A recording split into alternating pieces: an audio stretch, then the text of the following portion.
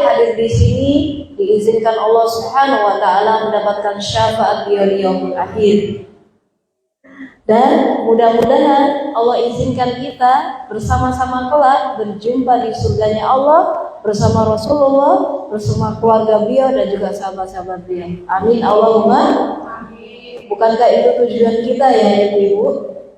Tujuan kita semua kan? Beneran? Bismillah, aminkan ya, karena di sini hadir malaikat yang mengaminkan di majelis yang mulia ini, insya Allah.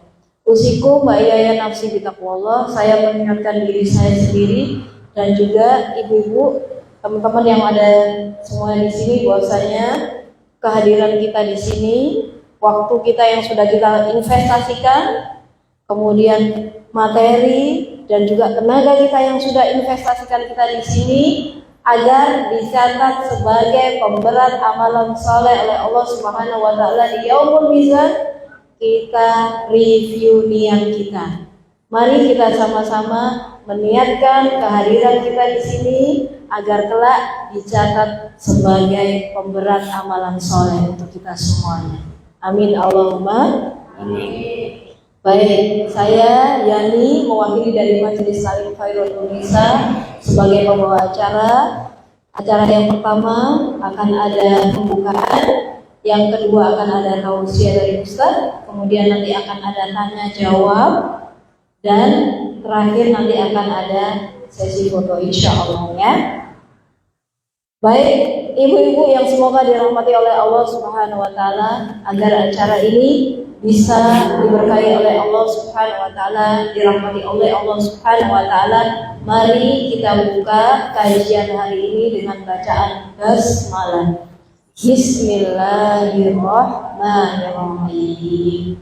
Barang siapa hambanya Allah mengawali setiap kegiatannya dengan bacaan basmalah, maka hamba itu akan diampuni dosa-dosanya di masa lalu dan dosa yang terakhir. Maka dari itu, jangan lupa di setiap kegiatan kita hadirkan hati kita untuk kita benar-benar membaca basmalah. Ya, karena fadilahnya luar biasa. Masya Allah, tabarakallah. Baik, ibu-ibu semua yang ada di sini, saya mau tanya sesuatu. Apakah orang yang mempunyai jabatan tinggi itu dijamin kebahagiaannya? Apakah orang yang mempunyai materi yang luar biasa itu jamin gak kebahagiaannya? Ya? Apakah orang yang punya subscriber banyak, followers banyak di Instagram, di YouTube dan lain sebagainya, itu dijamin gak kebahagiaannya? Belum tentu ya. Jadi yang menjamin semua kebahagiaan itu adalah Allah Subhanahu wa taala. Terus gimana kita caranya menemukan kebahagiaan yang hakiki, kebahagiaan yang sebenarnya, bukan berpura-pura? Gimana ya caranya ya?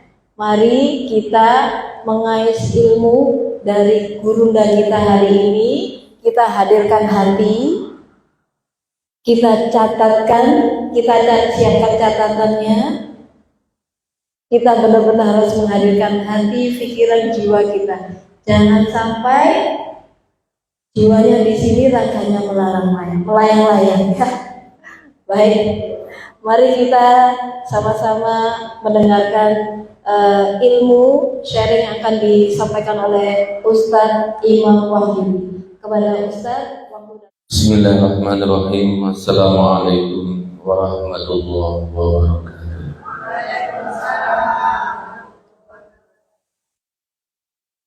Bismillahirrahmanirrahim. Wassalatu wassalamu ala Rasulillah Sayyidina Muhammad ibn Abdullah wa ala alihi wa ashabihi wa mawala.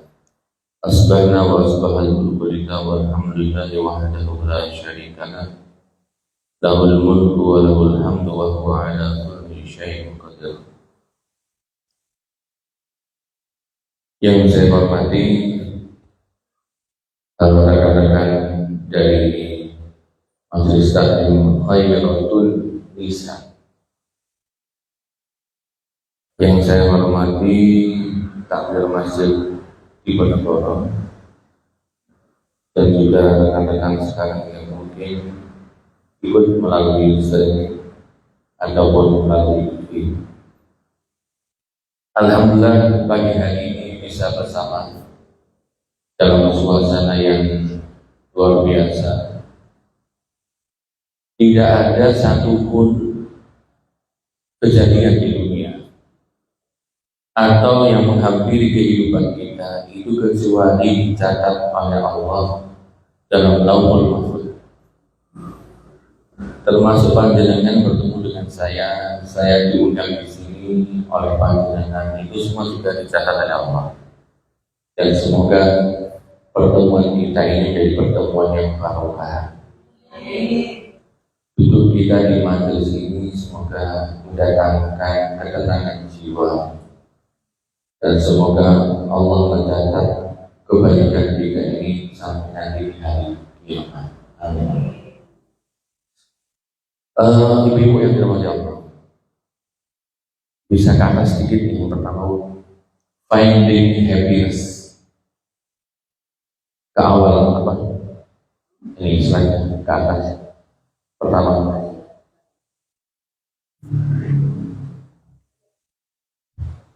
ke kiri kalau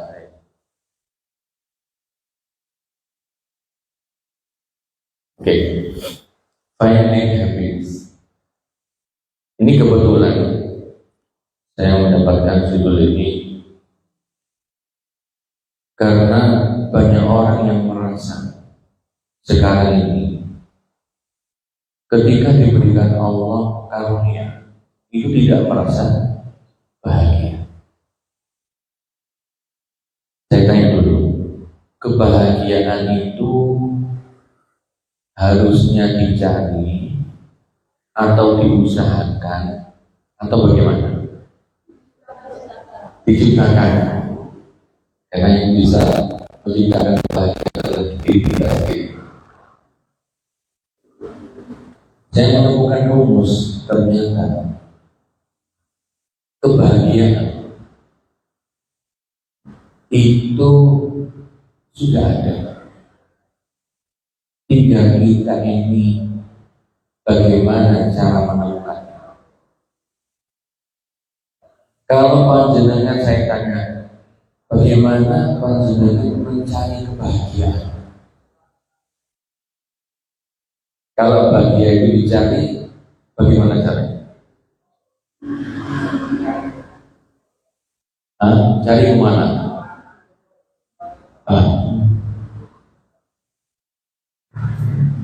Kalau seandainya bahagia itu diciptakan, bagaimana menciptakannya?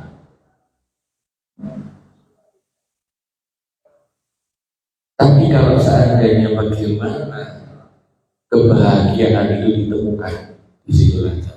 Panjenengan pernah melihat rute penerbangan? Itu kan ada maskapai yang partai, kalau macam-macam. Kalau sama lihat dalam peta, itu kan ada jalur-jalurnya.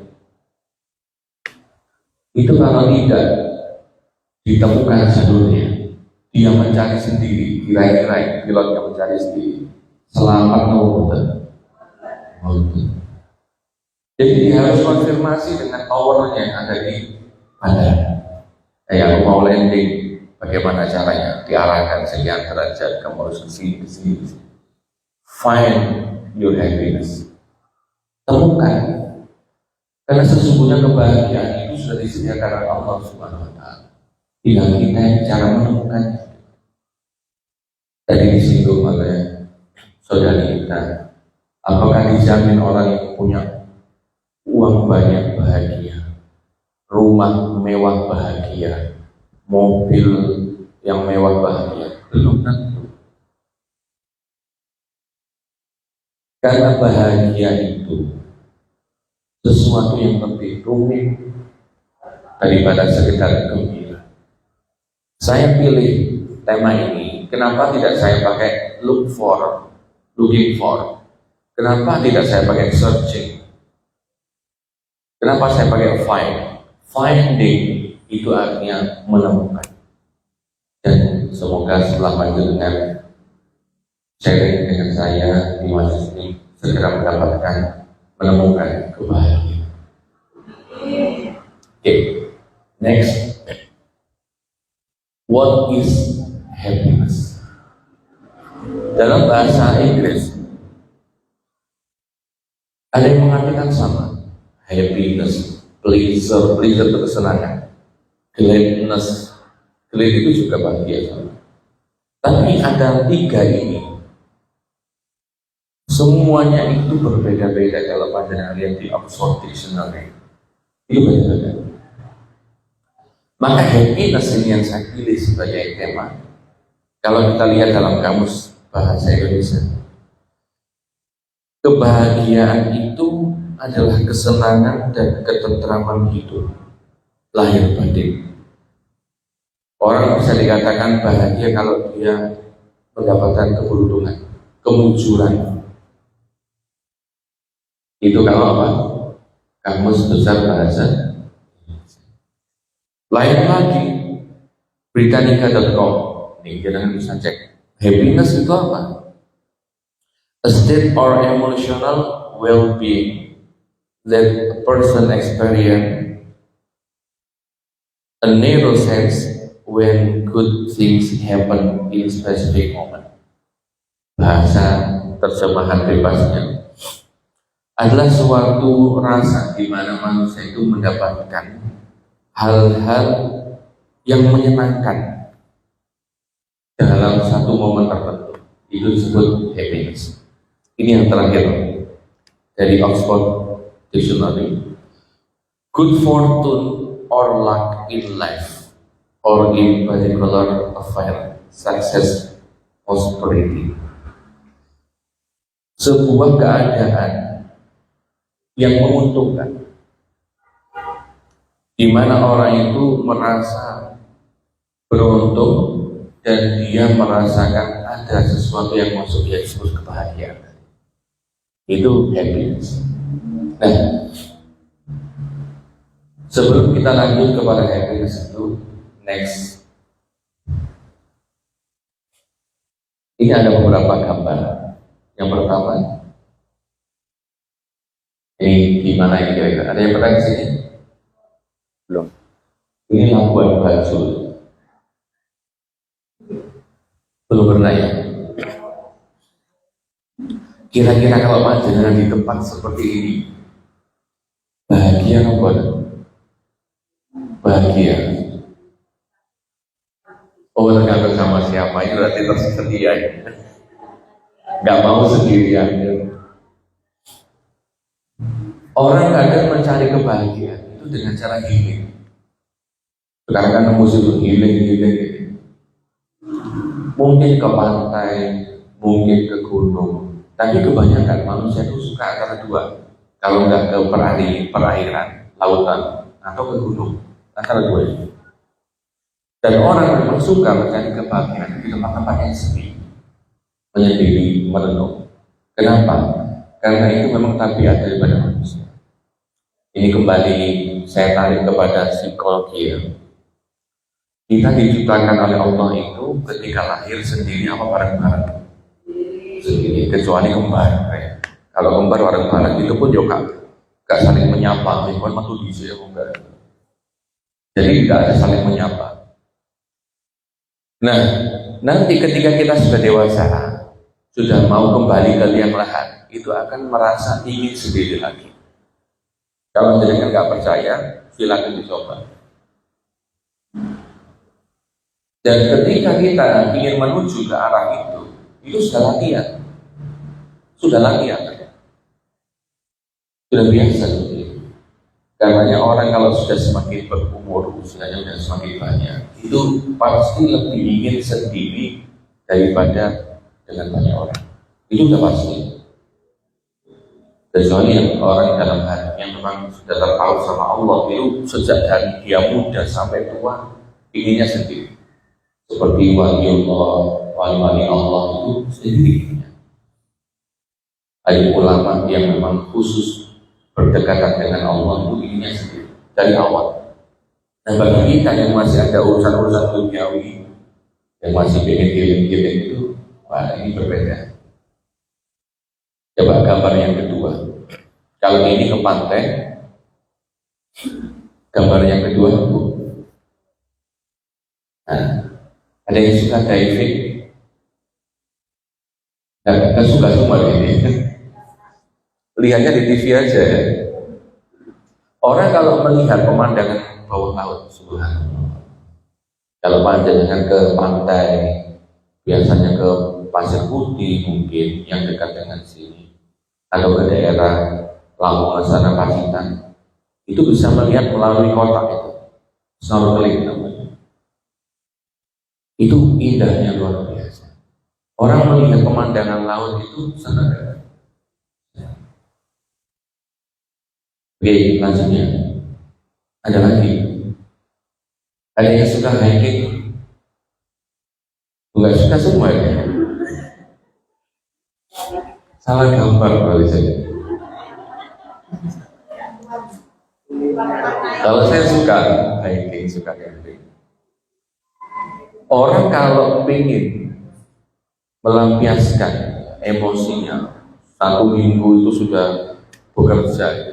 Saya sering kalau pulang ke rumah itu pasti ada anak muda-muda itu bawa ransel besar, naik ke penanggungan, naik ke Wuliran itu. Oh, rasanya itu Masya Allah, semangat.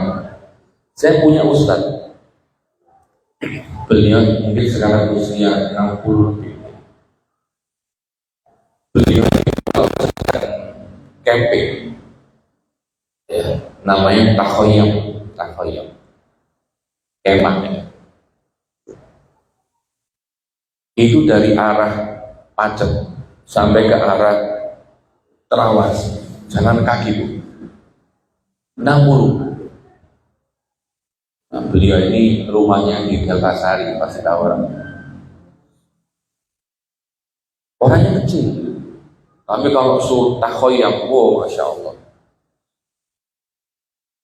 Ketika seperti ini, orang dengan hobi hiking, camping, kemudian dia bisa mewujudkan hobinya itu, bahagia apa? Bahagia. Tadi belum tahu gimana bahagia. Yang selanjutnya, nah kalau ini suka nggak ya? Oh suka ya. Banyak soalnya di Surabaya. Ada Royal, ada di sini, Masya Allah, banyak sekali. Kalau panjenengan masuk ke mall, ya, mau pilih-pilih segala macam, kemudian sudah nenteng tas, seneng nopo sawon, sing seneng itu bojone. Lantas Bu, saya tanya, semua hal ini 4 ini minimal, itu bahagia apa senang?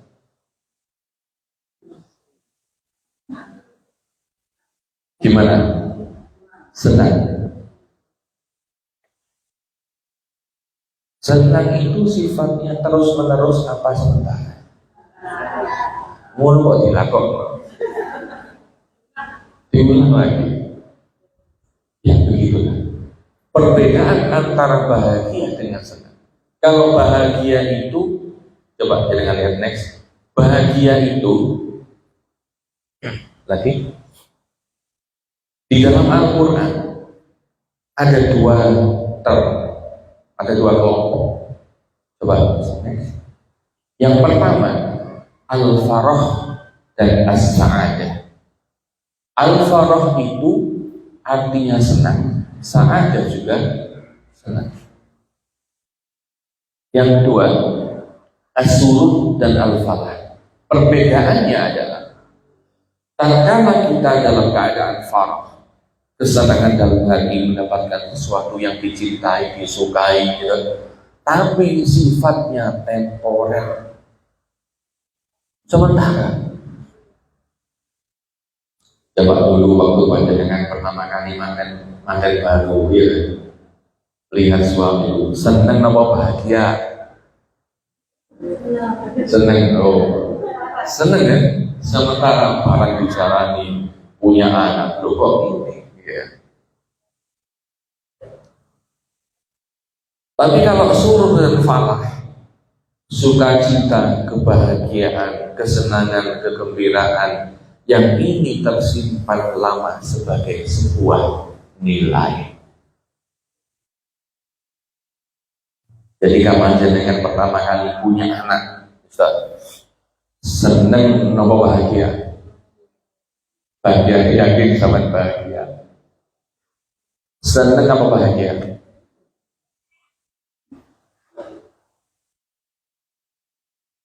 Pertama kali yang masih menunggu anak dulu, udah nikah 10 tahun belum punya anak, baru tahun ke-11 punya anak. Semangat luar biasa. Barang malam-malam gak bisa tidur 1 bulan.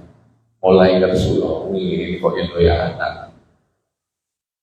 Sudah mulai tinggi lagi usianya, tambah minta sembarangan. Tapi Bu, panjenengan melakukan semua itu dalam rangka seneng yang berulang-ulang, itu artinya adalah bahagia. Berbeda loh sama dengan 4 hal tadi, healing, hiking, shopping gitu. Yang ingin itu sampai panjenengan menjalani rumah tangga pasti ada yang namanya pasang surut ekonomi, ada juga pertengkaran, ada juga cemburu, ya kan? Jangan dikira orang menikah cuma seneng tok. Itu jarene novel, sinetron. Kehidupan nyata tidak. Bahkan Rasulullah SAW itu pernah dicemberuti oleh Sayyidah Aisyah radhiyallahu anha. Gara-gara apa? Gara-gara Ummu Salamah itu mengantarkan makanan kesukaan. Diantarkan belum toko bojomu, akhirnya kecemberut. Jangan dikira Rasulullah tidak bebas dari hidup rumah tangga yang banyak permasalahan, sangat itu. Nah, waktunya kita tuh menemukan kebahagiaan. Orang yang bahagia kehidupannya itu pasti dia akan terbiasa dengan ritme-ritme, dengan ujian-ujian. Tidak mungkin orang mendapatkan kebahagiaan kalau tidak ada ujian. Makanya berakit-rakit ke hulu, berenang-renang ke dalamnya, bersakit-sakit dahulu, bersenang-senang kemudian. Tidak ada yang seperti itu. Semua harus dalam keadaan uji. Coba kita lihat dalam surah Al-Ankabut ayat 2.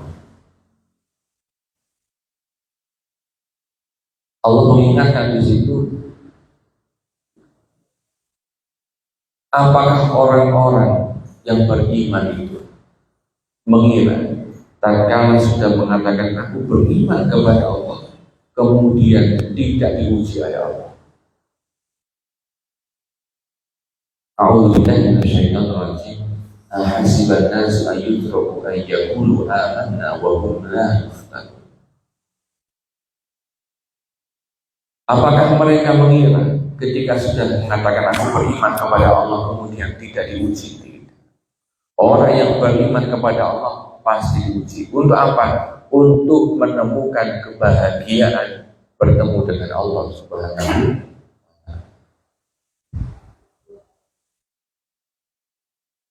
Pasti diuji. Dan kebahagiaan itu yang abadi itu 2. Satu disebut surur, yang kedua disebut falah. Ya bukan masjid ya, al-falah bukan. Tapi falah adalah kebahagiaan, atau dalam arti lain disebut kesuksesan. Karenanya ketika panjenengan mendengarkan azan itu apa seruannya? Hayya 'alal falah. Mari menuju kemenangan, kesuksesan. Oke, next.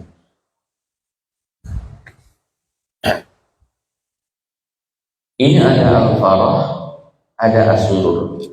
Al-farah itu saya terjemahkan sebagai senang. As-surur itu bahagia. Dan tentu panjenengan tahu antara kesenangan dan kebahagiaan itu bedanya di mana? Di bedanya di waktu. Kalau bahagia itu sementara, Maaf, kalau senang itu sementara, kalau bahagia itu selamanya. Bapak Ibu yang dirahmati Allah, setiap hari kita sering bersalawat kepada Nabi. Ya, kira-kira kalau panjenengan nanti di hari kiamat, di hari akhir bertemu dengan Nabi itu senang apa berat? Bahagia. Bukan senang, tapi apa? Bahagia. Rasulullah bersabda begini.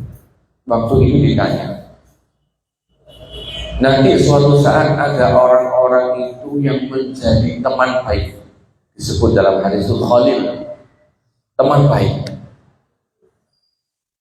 Khalil, kata Rasulullah, teman baikku. Maka para sahabat yang waktu itu bersama dengan Rasulullah bertanya, loh, bukankah kami teman engkau? Tiap hari bersama dengan engkau Rasul, kemanapun bersama dengan engkau. Bukan. Terus siapa? Khalilukai. Siapa itu teman baikmu ya Rasul? Yaitu orang-orang yang datang setelah aku, tidak pernah melihat wajahku, tapi kecintaannya kepadaku melebihi kalian. Siapa itu? Panjenengan.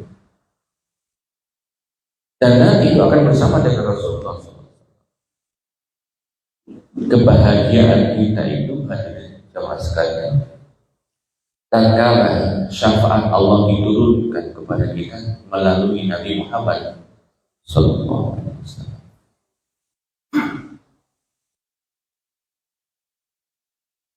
Oke, sampai di sini saya buka pertanyaan. Silakan.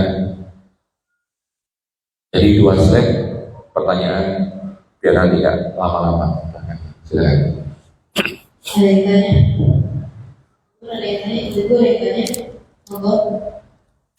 Bismillah. Masih pemanasan dulu. Nah, ada.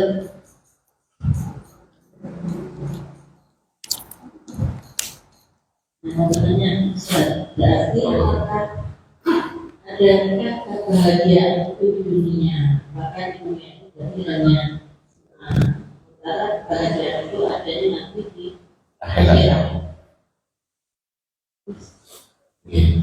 Bahagia itu apakah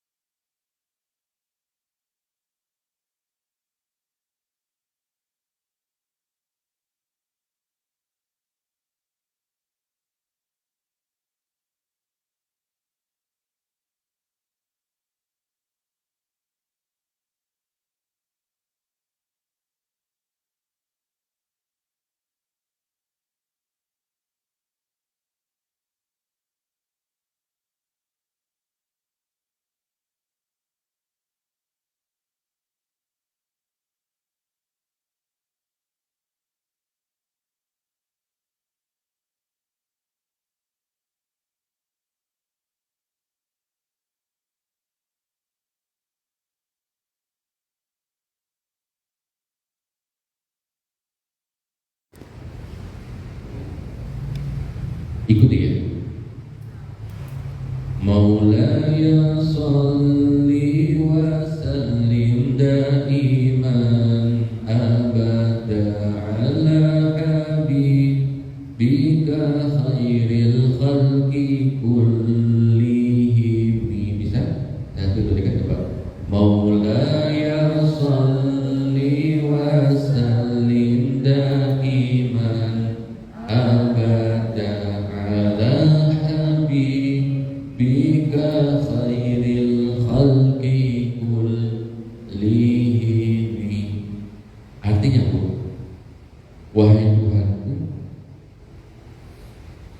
curahkanlah selalu salawat dan salam selama-lamanya kepada kekasihmu Muhammad Sallallahu Alaihi Wasallam, yang terbaik, manusia terbaik di antara semua makhluk. Kalau panjenengan cinta kepada Nabi, pasti sering bersalawat kepada Nabi Muhammad.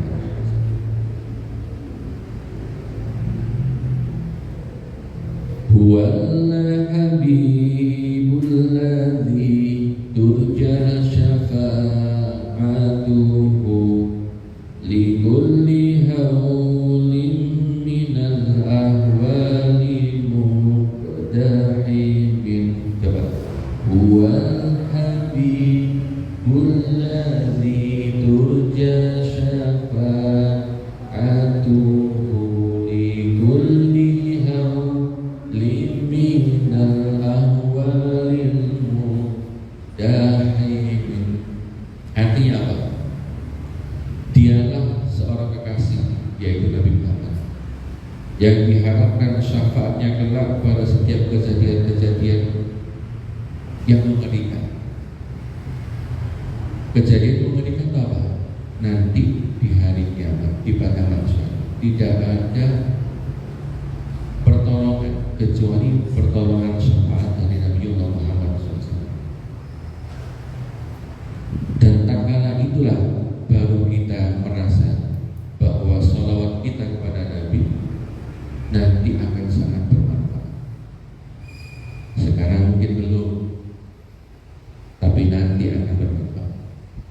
Karenanya tidak perlu kita ini Bu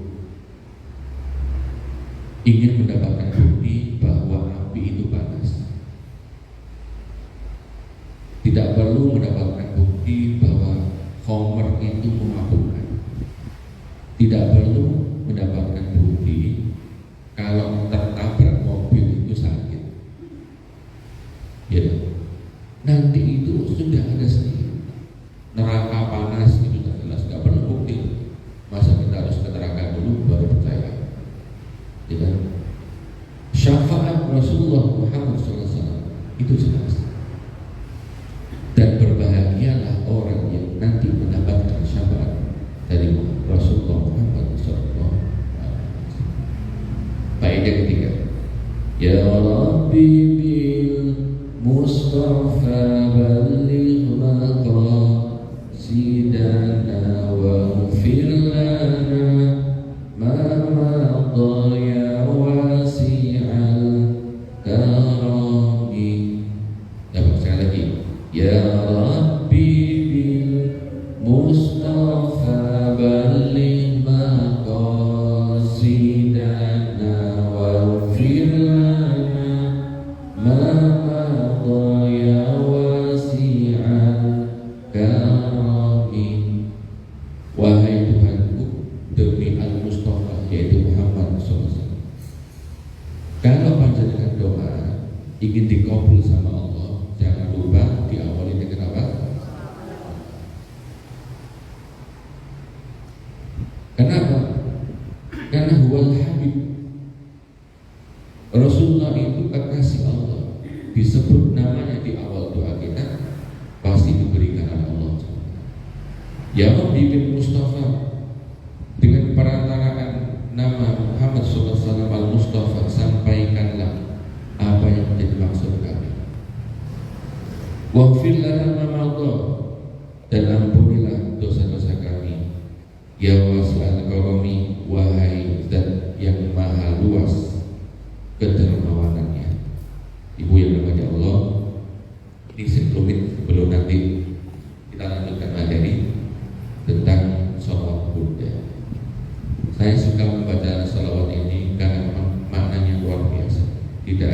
hal-hal yang menuju kepada kesyirikan atau apa.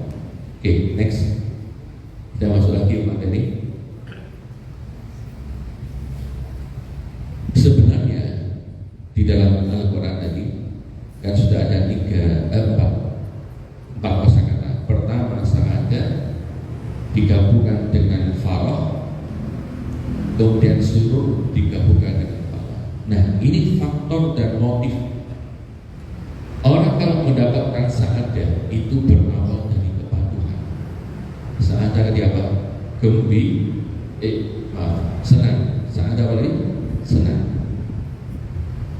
Orang kalau ingin mendapatkan kesenangan, cukup dia ini patuh mengikuti ritme yang ada. Mungkin panjenengan senang kalau sudah bisa memiliki rumah yang baru. Itu ritmenya sama ikuti. Bekerja yang keras, marketingnya yang bagus, gitu. Produknya yang bagus, jualan selesai, pasti dapat senang ini. Tapi kadang-kadang kita itu sudah diberikan kesenangan, tidak mampu untuk merawatnya. Dulu, ini kalau saya pribadi, masih tinggal di rumah kecil, itu bermimpi, senang ya kalau punya rumah besar. Dapat rumah besar, senang ya kalau punya rumah 2 lantai. Dapat rumah 2 lantai, senang ya kalau punya rumah 3 lantai. Apakah kesenangan itu ada habisnya? Tidak. Kadang-kadang sebelum kita menikmati kesenangan itu sudah tersulut. Punya rumah kecil, dulu nyapu-nyapunya itu sering gitu. Rumahnya 4x4 kecil, agak gede 10x20, mulai tersulut. Nyapu-nyapu ber5 menit. Anak-anak kecil itu main kemana-mana. Senang lagi punya keinginan 2 lantai, tambah besar lagi. Sudah keturunan diberikan Allah rezeki membeli rumah yang lebih besar, 2 lantai, tersulut lagi. Lah iya, yang di bawah belum disapu, yang di atas sudah kotor lagi. Di atas disapu, di bawah kotor lagi. Yang selesai. Karena yang dicari adalah apa? Kesenangan.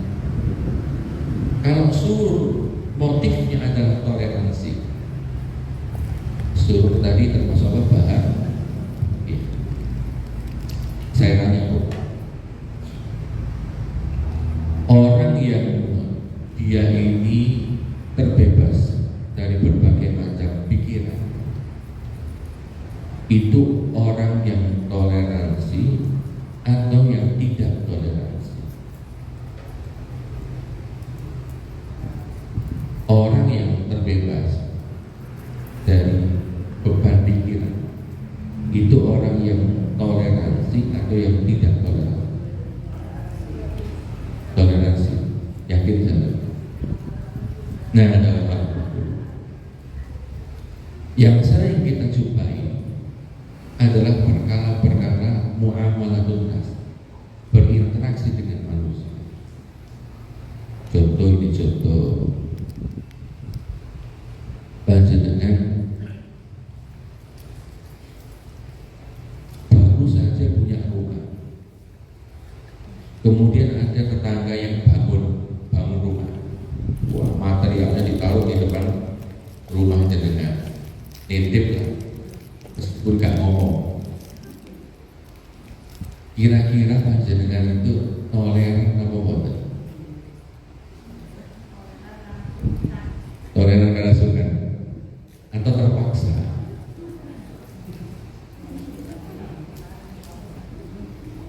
Ada sebuah cerita. Zaman dahulu itu ada seorang sufi, termasuk keturunan Nabi. Beliau itu tinggal, sudah dari dulu ya, di Timur Tengah itu ada rumah-rumah yang bertingkat seperti apartemen, sudah dari dulu. Sampai sekarang juga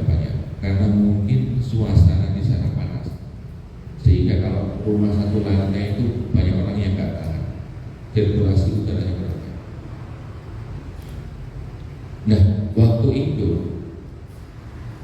seorang sufi punya tetangga non muslim, tetangga apartemen.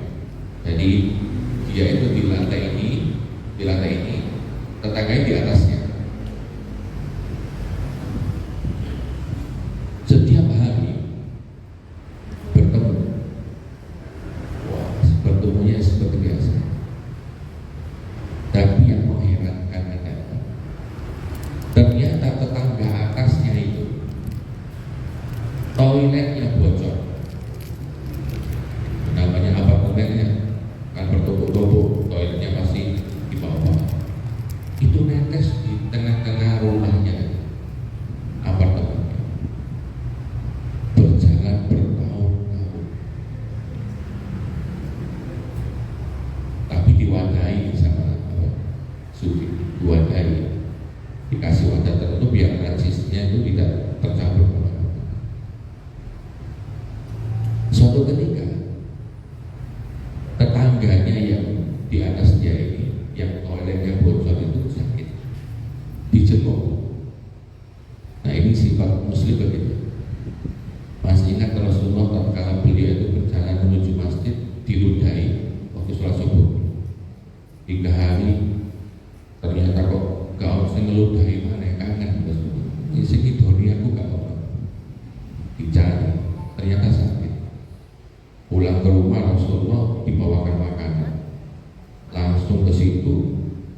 Assalamualaikum, dibukakan pintu, gemetar, dikira mau dipukulin sama Rasul. Ternyata tidak, dikasih makanan, didoakan supaya sembuh. Besoknya gak ngeludahi lagi. Dan sama dengan ini, dijenguk. Setelah dijenguk, kemudian terharu orang ini. Wah, luar biasa. Dan didoakan semuanya. Besoknya kembali, karena kan gak enak ya, sungkan.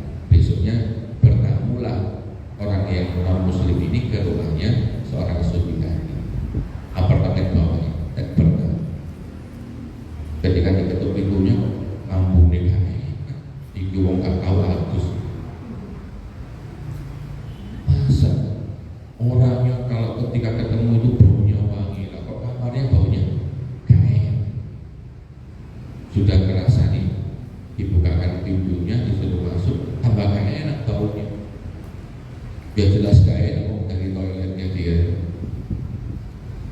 Setelah dikasih jamuan macam-macam, ditinggal ke kamar mandi, baru dia tahu, ini netes apa?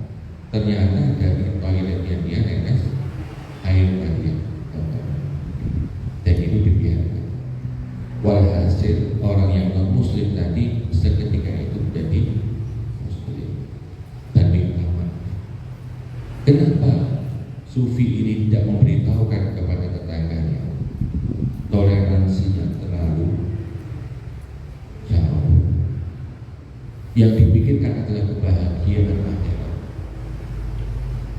Takut seandainya ketika dia ngomong dan ternyata tetangganya tidak mampu untuk memperbaiki toilet, justru bisa menjadi apa? Beban. Ini cerita pribadi saya. Itu saya tinggal di Sidoarjo. Ada tetangga yang naruh kandang ayam di samping jendela saya. Nah, ini luar biasa. Saya teringat dari Rasulullah itu pernah bersabda begini, kalau seandainya ada saudara tetangga yang menaruh kayu bakar di dinding rumahmu, biarkan. Kenapa? Tidak mengganggu. Kecuali kalau rumahmu itu dirobohkan, baru mau. Dan ini saya amalkan. Ketika berjalan 2 tahun, saya nggak ngomong. Supaya apa? Supaya hubungan bertetangga itu tidak rusak. Dan akhirnya setelah 2 tahun itu hilang.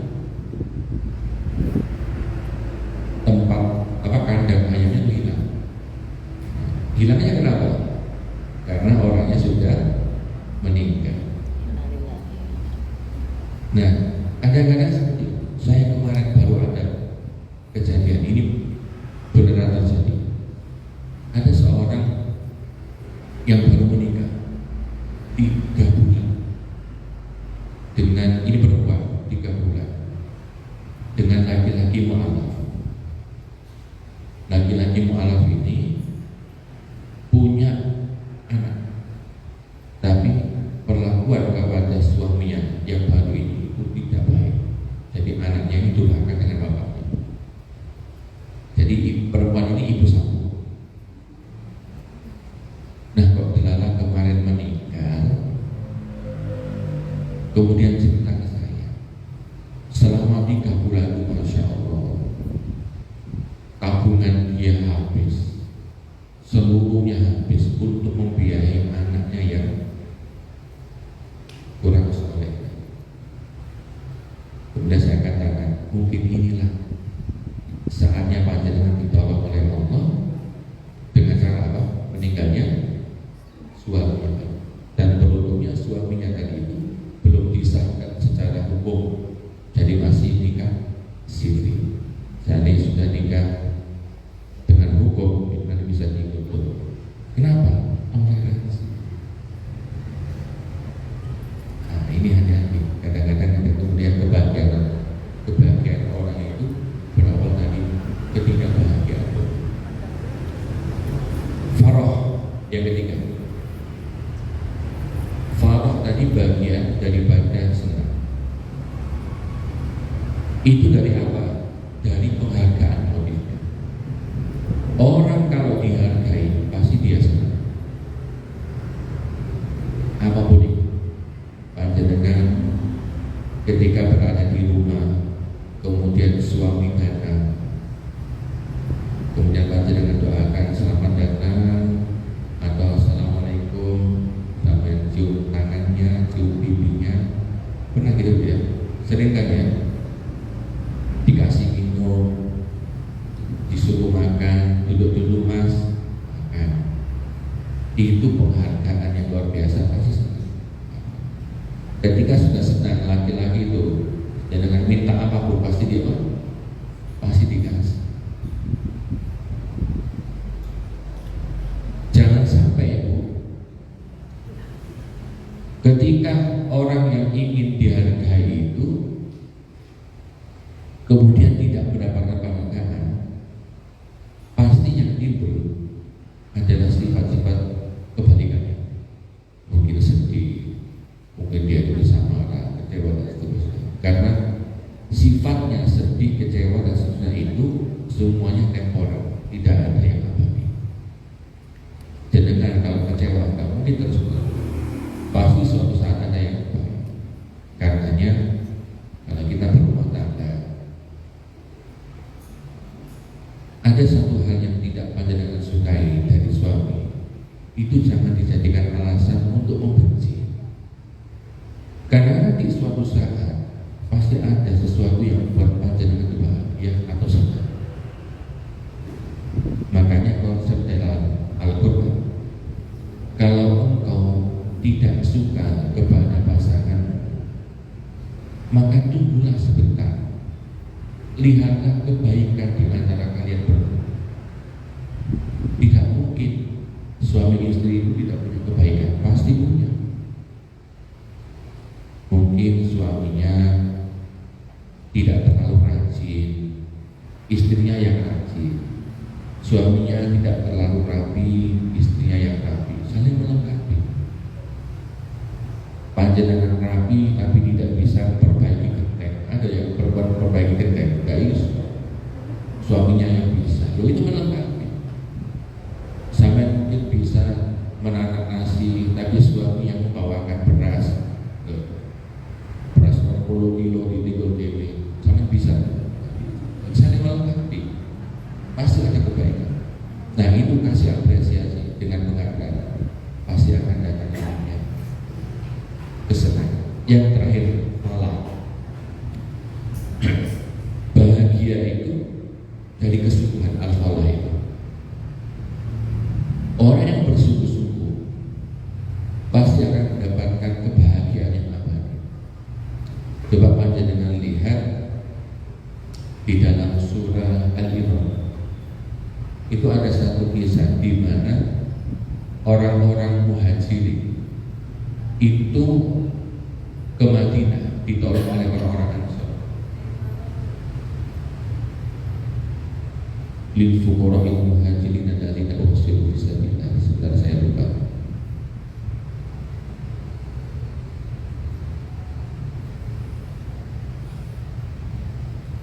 Kalimat terakhir dari ayat ini, wa may yuqa syuhha nafsihi fa ulaika humul muflihun.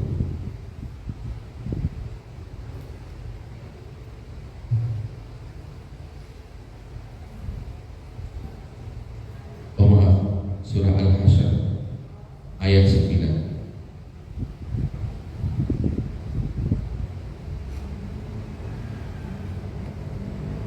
Al-Hasyr ayat 9. Jadi kalau lihat dari ayat 8-nya, itu bercerita tentang orang-orang fakir dari kaum muhajirin, orang-orang yang berhijrah pada saat itu dari Makkah ke Madinah, itu meninggalkan seluruh hartanya, tidak boleh dibawa. Itu perjanjian dengan orang Quraisy. Ketika sampai di Madinah, itu orang-orang Ansor memberikan sebagian hartanya. Kemudian ada yang juga kalau dia punya istri banyak dikasihkan istrinya, ada yang begitu. Sampai kemudian di akhir ayat 9 itu Allah memberikan sanjungan, wa may yuqa syuhha nafsihi fa ulaika humul muflihun. Siapa yang mampu untuk meredam rasa pelitnya, syuh itu pelit atau bakhil, jadi orang-orang yang bahagia, atau dalam arti lain pasti akan jadi orang-orang yang sukses. Orang yang bahagia dan orang yang sukses itu, dia tidak akan pernah berpikir tentang materi, harta, dunia, apa. Ini saya tanya panjenengan, Bu. Panjenengan melayani suami, kemudian mendidik anak, mengurus anak, itu ada nggak kira-kira imbalan materi yang panjenengan inginkan? Ada nggak? Kok udah menang ini? Saya khawatir kalau mau melakukan ini, Pak, saya harus diberikan cincin gitu. Ada yang gitu? Ada. Kalau nganterin anak, Pak, 1 bulan itu tolong dikasih 2 juta. Ada yang gitu? Kalau ada berarti jadi gojek. Nah ini bro, orang yang falah itu motifnya adalah pasti kesukaan. Dan kalau panjenengan ingin menjadi orang-orang yang bahagia, bersungguh-sungguhlah dalam beramal dimanapun panjenengan berada. Karena tatkala kita ini menggantungkan harapan kepada manusia, pasti akan kecewa. Jangankan kepada pasangan, mungkin kepada orang tua. Kalau zaman dahulu, ini cerita zaman dahulu, saya masih ingat. Kalau waktu mau ganti sepatu kan udah sempit ya. Pak Bu, sepatu sempit. Oh, Bu ayah nih, kalau sudah panen, pernah ya dijanjikan gitu. Waktu sudah panen, ngomong lagi, Pak sudah sempit. Oh nanti aja kalau panen kedua. Dijanjani terus, tidak akan pernah kita bisa bahagia kalau bergantung kepada apa? Kepada manusia. Panjenengan ke pasangan juga begitu. Maka kalau panjenengan menjalani hidup, apapun itu, gantungkan niat panjenengan kepada Allah. Pasti niat yang penting dalam kehidupan. Oke, next. Sekarang time to be happy. Waktunya kita menjadi bahagia.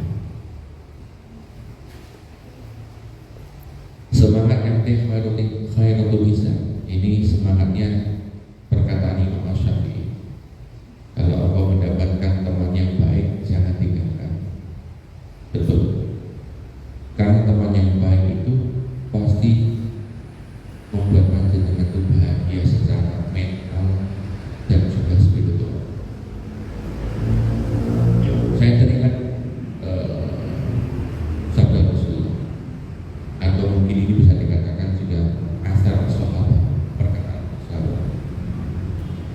Sodiku kaman abgaka.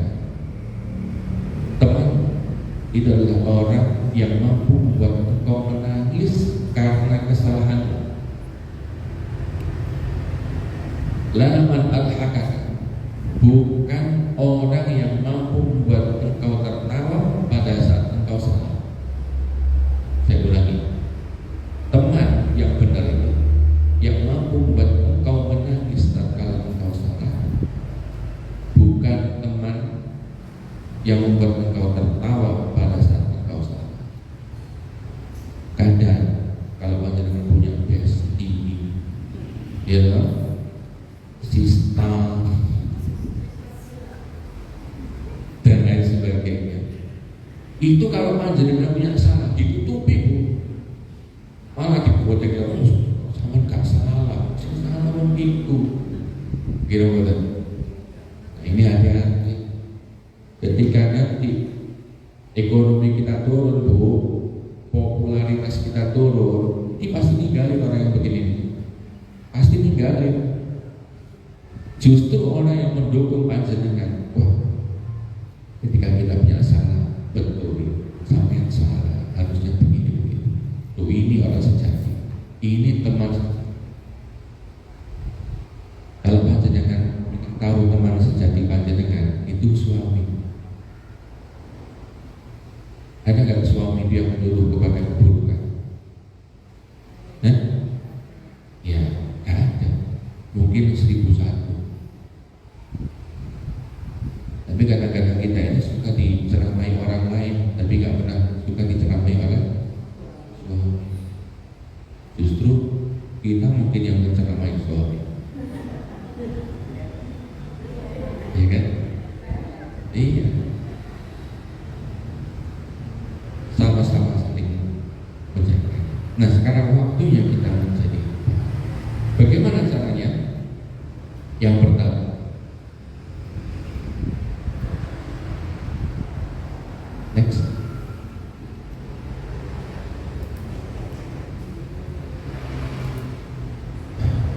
Nikmatilah dengan khusyuk saat beribadah, atau rasakan kenikmatan khusyuknya beribadah. Orang tidak mungkin merasa khusyuk kalau dia tidak merasa bahagia. Banyak gak, Bu? Manusia yang diberikan Allah kelebihan, wajahnya bagus, cantik atau ganteng, fisiknya gagah atau bagus kalau perempuan, seperti kita Spanyol, pelengkuk karuan, atau dia punya harta yang luar biasa banyak, tetapi pada saat beribadah mungkin dia itu sholat, mungkin dia zikir, itu sedikit, bahkan cenderung cepat.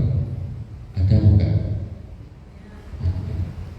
Ada orang yang gak punya apa-apa ketika dia ini sholat khusyuk, bukan karena ada orang yang melihat, ya, bukan.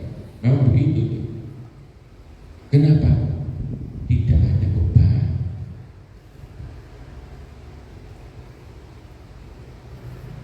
Orang yang bahagia itu dia merasa meskipun ada masalah seakan tidak ada masalah. Karena masalah itu pasti ada. Tidak ada orang yang hidup tidak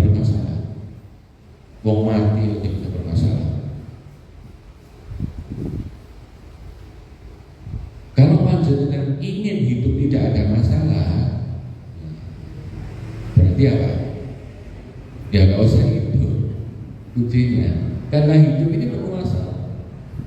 Maka masalah tetap datang, tapi bagaimana caranya kita bahagia dengan masalah itu? Masih ingat bagaimana Rasulullah SAW berdakwah dengan sahabat beliau yang paling utama, Abu Bakar As-Siddiq, di gua apa? Gua Sur. Abu Bakar itu sugih, gitu, punya nama di orang-orang Quraisy, bersembunyi di gua Sur. Ada rasa takut, ada rasa bersedih, macam-macam. Apa yang dikatakan Rasulullah? La tahzan, innallaha ma'ana. Coba ulangi. La tahzan, innallaha ma'ana. Jangan bersedih, Allah bersama dengan kita.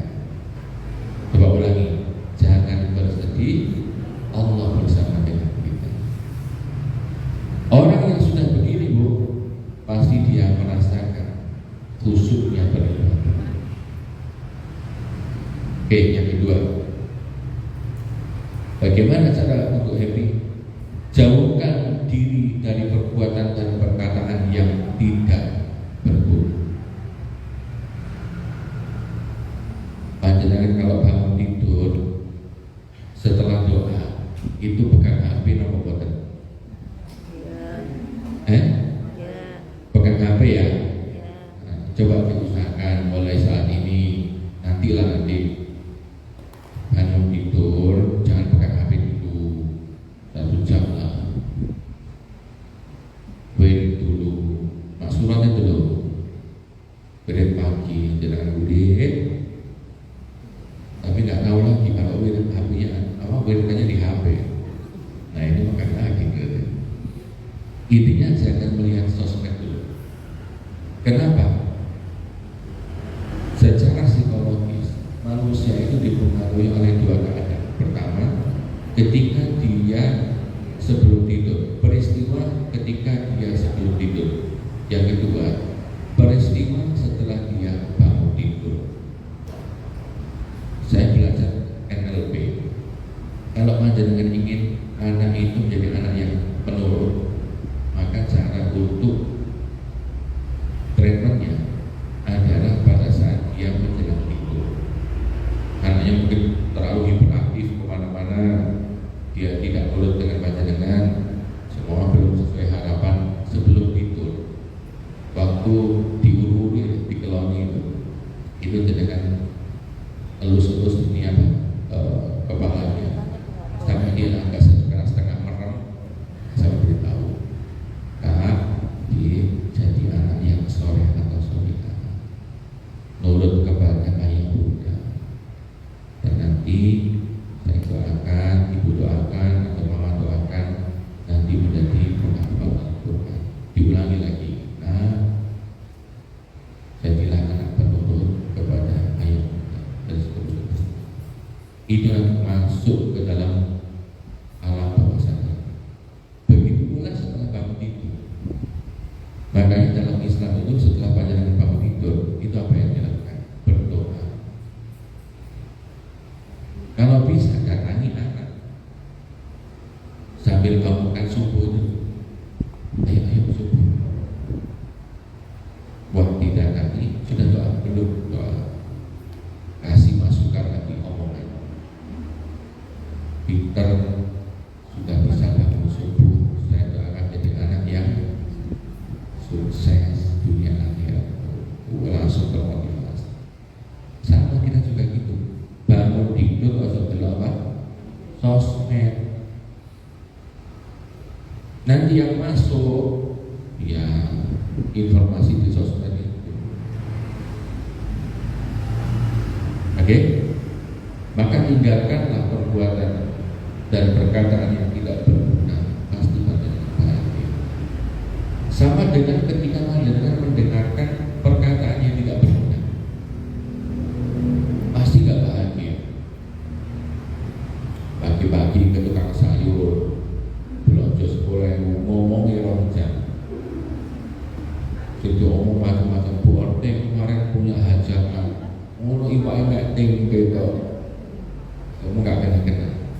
nggak berguna, maka jangan tinggalkan. Kalau panjenengan terpaksa bertemu dengan orang yang seperti itu, satu diingatkan kalau bisa, coba ngomong yang lain aja selesai.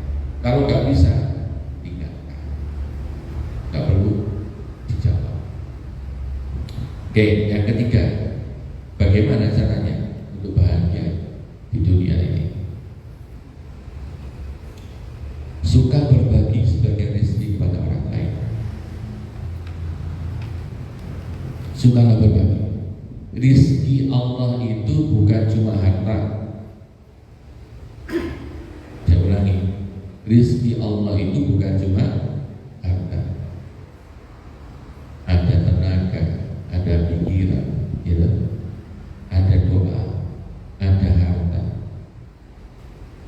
Makanya saya masih senang tinggal di desa, karena kalau ada orang punya hajat, tetangganya itu datang untuk membantu. Itu berarti menyisihkan rezeki Allah untuk orang lain. Tenaganya disumbangkan untuk orang lain. Sama dengan panjenengan ke Khairatul Nisa, sumbangkan tenaga panjenengan. Karena ini jalan dakwah menuju Allah SWT. Kata Rasulullah SAW kepada Sayyidina Ali bin Abi Thalib, li ayyahdiyallahu bika rajulan wahidan khairul laka min humurin na'am.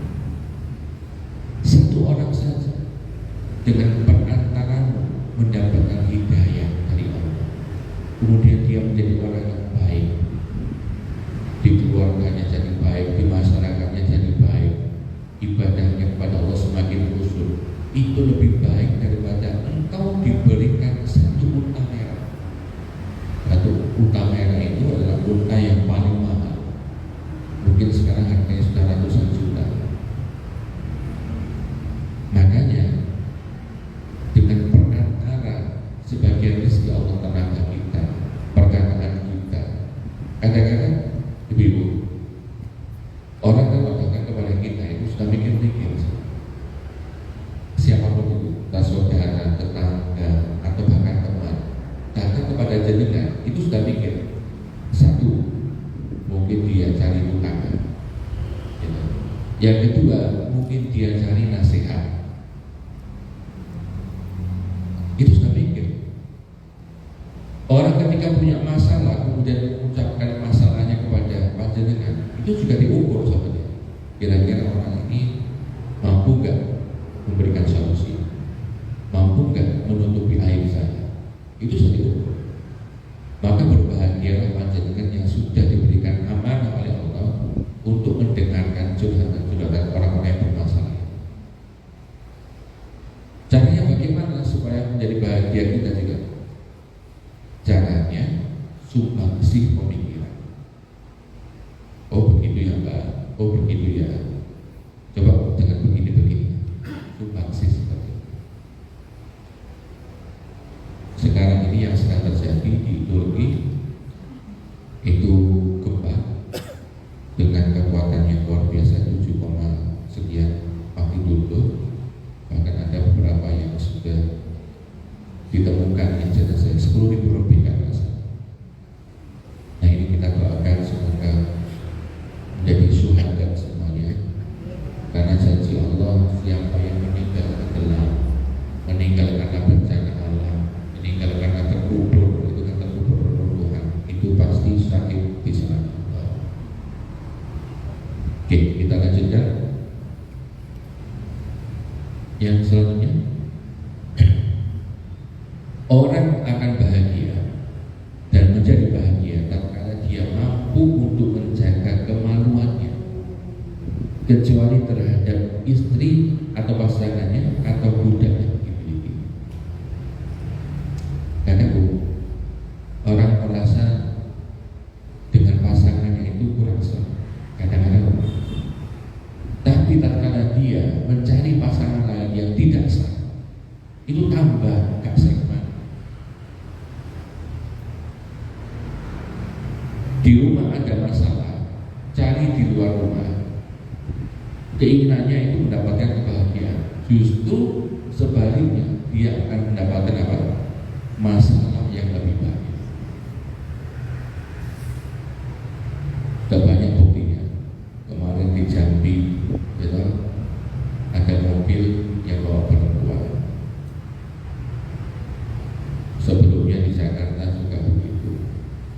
itu inginnya mendapatkan kebahagiaan di luar rumah tangganya, tapi justru dia mendapatkan kesengsaraan.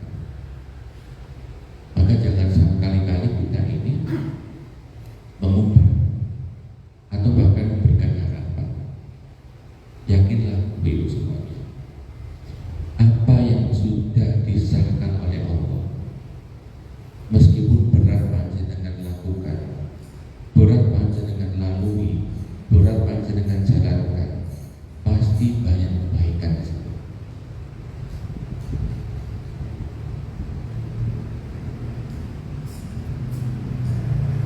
Karena tatkala panjenengan niat sudah karena Allah berumah tangga,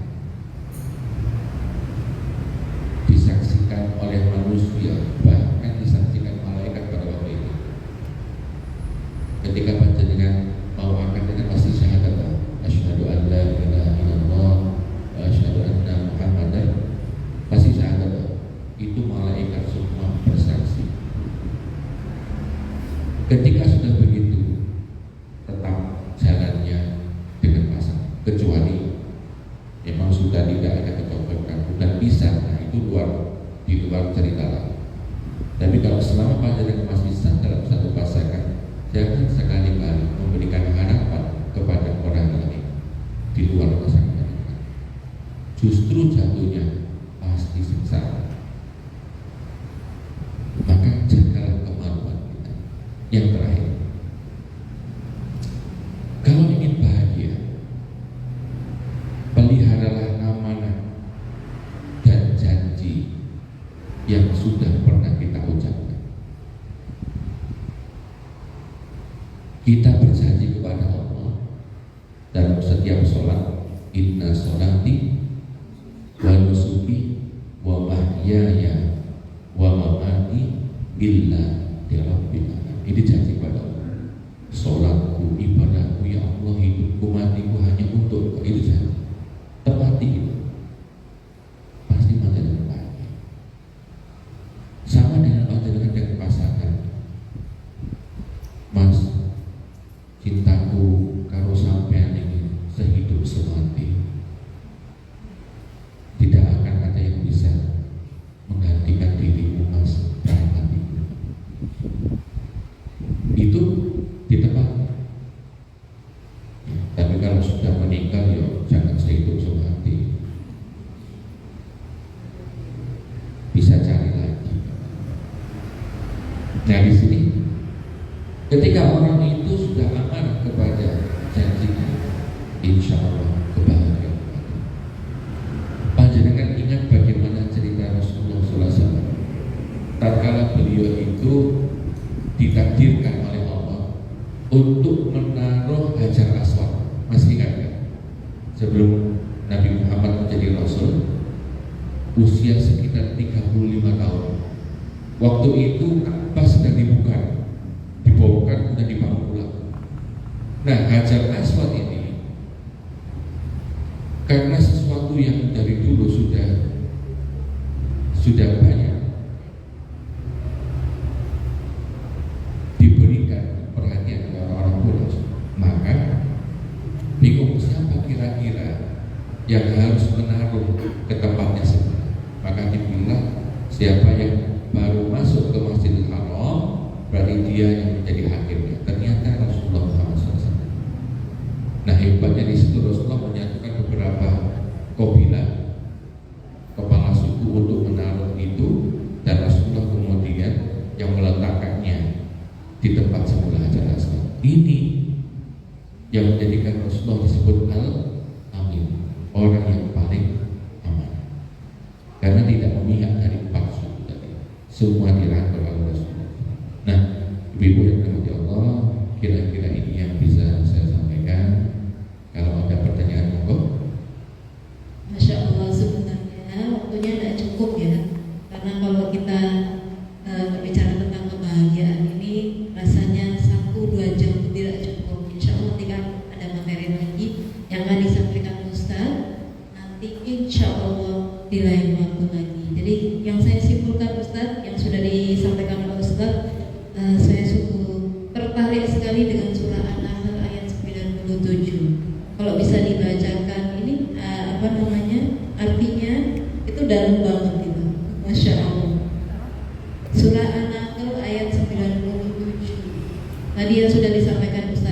barang siapa mengerjakan kebajikan baik laki-laki maupun perempuan dalam keadaan beriman, maka pasti akan kami berikan kepadanya kehidupan yang baik, hayatan thayyibah. Intinya pada saat itu kalau kita berbuat satu kebaikan hanya ada kuncinya satu, yaitu ikhlas. Ya Ustaz ya? Nah, kuncinya ikhlas, asal niatnya benar dan juga caranya benar. Kalau niatnya udah benar, caranya benar, insya Allah Allah akan memberikan kebahagiaan. Masya Allah, tabarakallah, hari ini materinya luar biasa. Ibu-ibu barangkali ada yang mau di-sharingkan atau tanyakan kepada Ustaz, mohon tafadhol, silakan. Ada yang mau bertanya? Mumpung Ustaz ada di sini, jadi ini seperti konsultasi gratis nih. 2-3 pertanyaan, silakan. Nah, silakan Pak. Bapak boleh Bapak.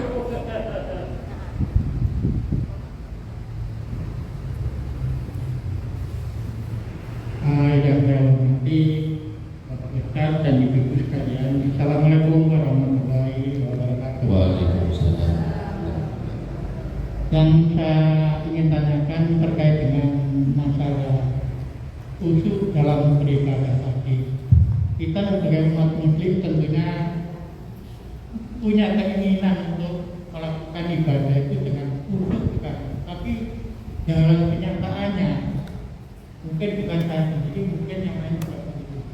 Kita ingin sholat itu khusyuk 100%. Tapi dalam kenyataannya itu kita tidak bisa. Kita ketika sholat ada bacanya. Kita ingat bila sholat di luar sholat itu.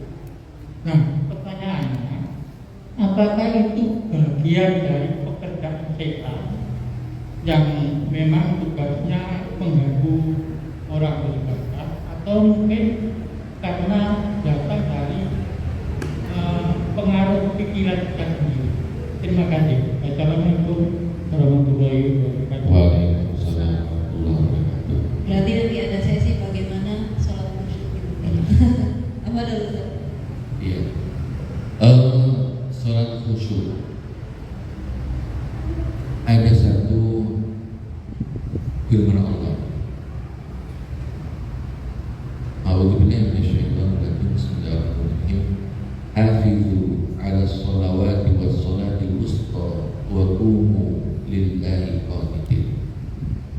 Jagalah sholat kalian dan sholat wusta, yaitu sholat asar, dan berdirilah di hadapan Allah dalam sholatmu dengan keadaan qanitin, khusyuk. Jadi kunut itu khusyuk.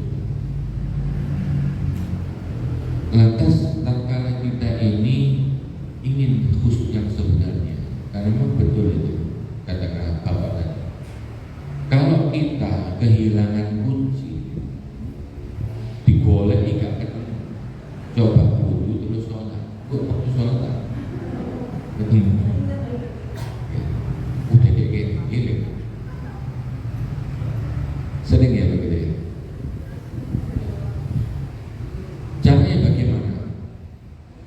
Para salafus saleh yang pertama, perbaiki wudu kita. Jadi baca dengan wudunya dengan sempurna. Kalau wudu itu melihat 4 mazhab beda-beda, tapi bisa kita lakukan yang paling sempurna, yang lebih hati-hati.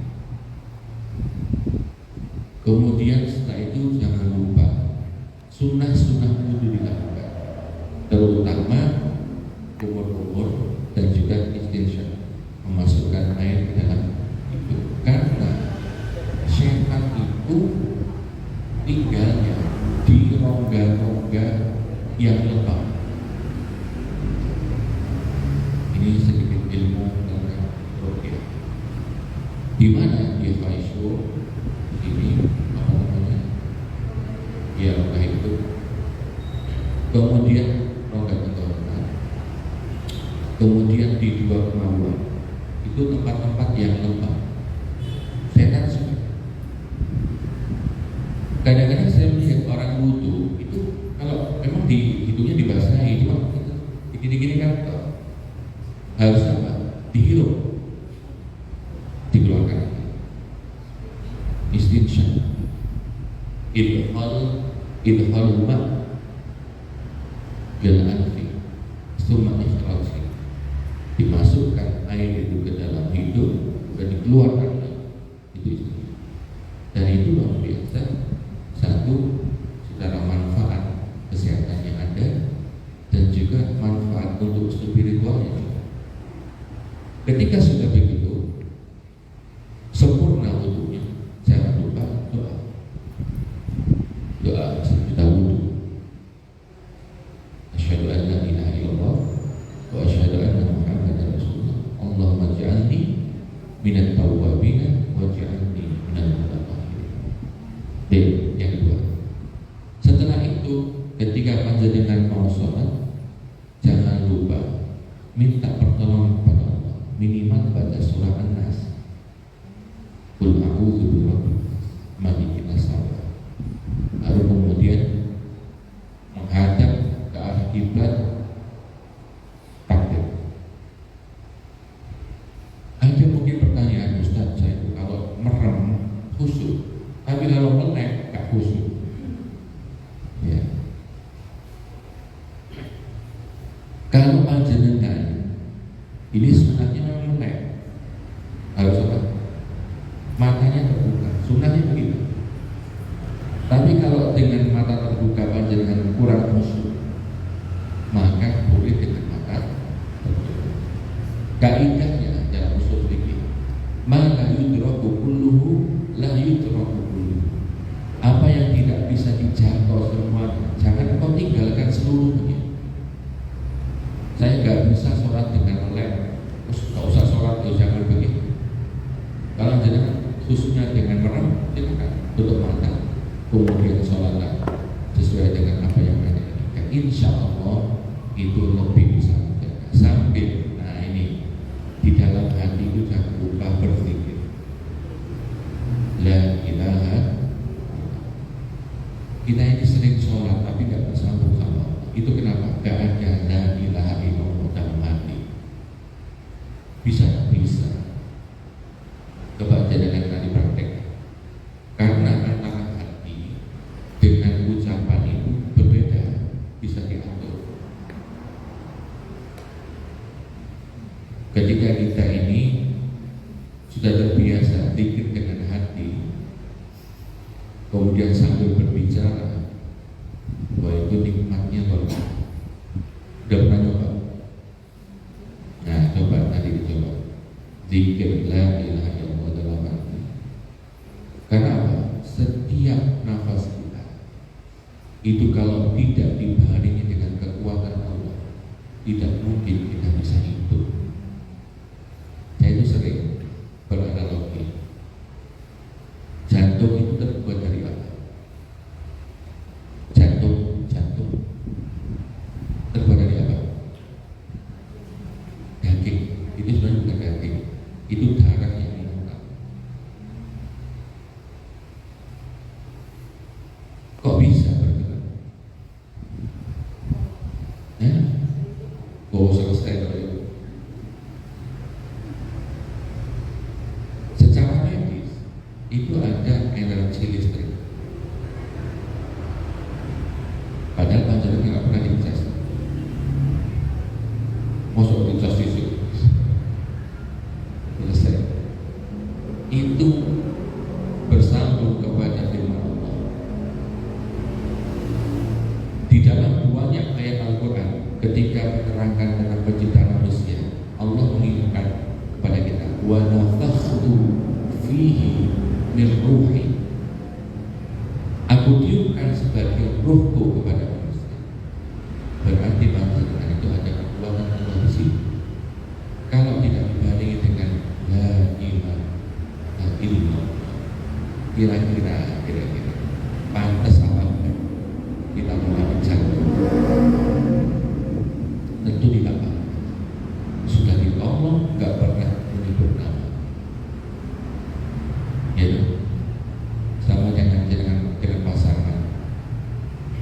Tiap hari diopeni gitu, memanggil sayang aja nggak pernah. sama dengan itu. Maka usahakan nanti ketika jenengan sholat Allahu Akbar di dalam hati la ilaha illallah. Insya Allah khusyuk. Apalagi kalau jenengan jadi makmum, buat apa enak. Saya ini namanya imam, tapi kalau jadi makmum saya sangat suka. Karena gak usah mikir. Kalau jadi imam mikir. Ya seperti itu. Kira-kira itu Pak ya. Ketika kita merasakan bahwa ibadah sholat kita itu kurang dulu, apakah itu oleh otomatis dianggap ibadah apa dianggap sama sekali tidak sah? Jadi tidak cuma Iya. Jadi kalau bicara sah tidaknya itu saya nggak tahu Pak ya. Saya bukan panitia pencarian amal. Secara fikih, kalau wudunya benar, kemudian ada takbiratul ihram, ada Fatihah, rukun-rukunnya semua dilakukan, diakhiri salam sah secara hukum. Tapi apakah sholat panjenengan punya bekas pada itu yang jadi masalah. Kita sering juga balik Allah, tapi gak pernah ada bekas. Bekasnya itu diterangkan Allah, inna sholata tanha 'anil fahsya'i wal munkar. Kalau ada tanda-tanda ketika panjenengan selesai sholat, ada keinginan, ada sebuah semangat untuk menghindarkan diri dari perbuatan keji dan munkar, insya Allah sholatnya berhasil. Tapi kok kali sholat pancet aja, yang biasa main kabel atau main kabel, yang biasa judi online atau judi online, bukan tanda maksud berarti itu juga seperti itu. Maka sama-sama kita berdoa semoga kita diberikan Allah karunia khusyuk dalam sholat, nikmat dalam beribadah, bahagia tatkala kita menyembah Allah Subhanahu wa Ta'ala. Amin. Ada lagi? Amin, Allahumma amin. Satu lagi boleh deh. Insyaallah, jazakallah khairan Ustaz. Ada lagi? Ibu-ibu? Satu lagi boleh karena waktunya memang sudah sangat pendek sekali. Mohon maaf. Sudah? Bapak? Enggak ada lagi? Ya. Ya, Ustaz. Saya kira cukup sekian untuk kajian kita hari ini. Ibu-ibu, bapak-bapak, ada bapaknya, jadi saya menyebutkan bapak juga. Jazakumullah khairan Ustaz atas ilmunya hari ini. Mudah-mudahan apa yang kita dapatkan hari ini kita bisa mengimplikasikan dalam kehidupan sehari-hari. Dan jangan lupa bahagia, karena bahagia itu tidak dicari tapi diciptakan. Bagaimana kita bisa mendapatkan kebahagiaan? Jangan lupa dekatkan diri kepada sang pemilik kebahagiaan, yaitu Allah Subhanahu wa Ta'ala. Caranya bagaimana? Dengan menghadirkan Allah, istiqlal qalbi, menghadirkan hati dalam setiap perbuatan yang kita lakukan dengan niat yang benar dan juga cara yang benar. Insya Allah akan bahagia dunia dan akhirat. Masya Allah. Cukup sekian Ustaz pada hari ini, akan ditutup dengan doa Ustaz, dan mohon sekiranya Ustaz untuk membantu saudara kami, anaknya yang Juli, untuk mendoakan beliau juga kesembuhan beliau. Saya sebagai pembawa acara di sini, apabila ada kata-kata yang kurang berkenan di hati, silap lidah. Saya hanya manusia biasa, tempatnya salah dan juga dosa. Kesempurnaan hanya milik Allah Subhanahu wa Ta'ala. Saya mohon maaf yang sebesar-besarnya dari hati yang paling dalam. Saya akhiri, wassalamualaikum warahmatullahi wabarakatuh. Apa dulu Ustaz? Mari kita bersama kita tujukan kepada seluruh saudara-saudara kita yang saat ini sedang diuji oleh Allah, baik ujian bencana maupun diuji oleh Allah, ujian yang lain. Kita doakan juga untuk kesembuhan saudara-saudara kita, terutama untuk kesembuhan putra dari Ibu Lili, namanya siapa? Zaidan. Zaidan, putra Bu Lili.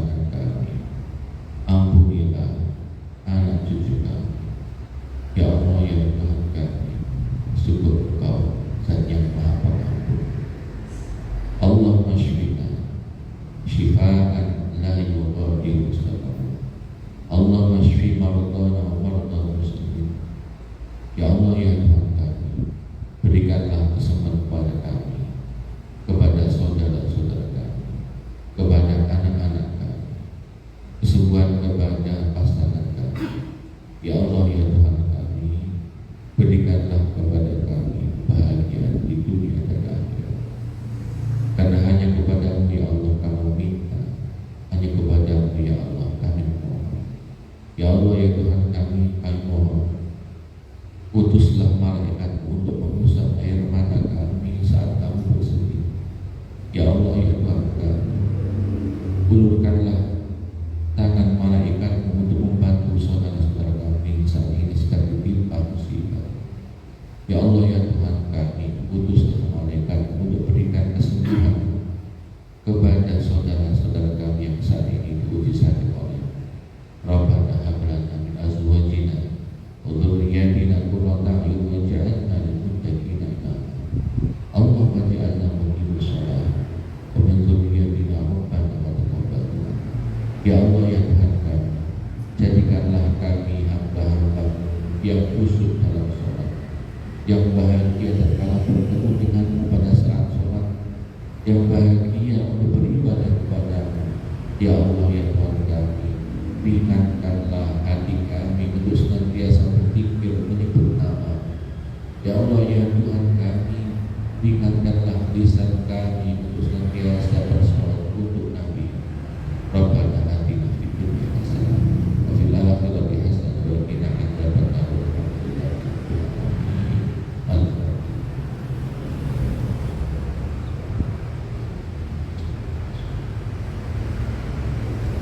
Kurang lebihnya kami mohon maaf. Terima kasih banyak. Assalamualaikum warahmatullahi wabarakatuh. Waalaikumsalam warahmatullahi wabarakatuh. Jazakumullah khair Ustaz atas semuanya. Moga-moga semoga Allah senantiasa menjaga Ustaz dan juga keluarga dan keberkahan, afiat dan juga usia yang berkah, rezeki yang halal dan thayyibah, dan juga kebahagiaan dunia dan akhirat. Amin Allahumma amin.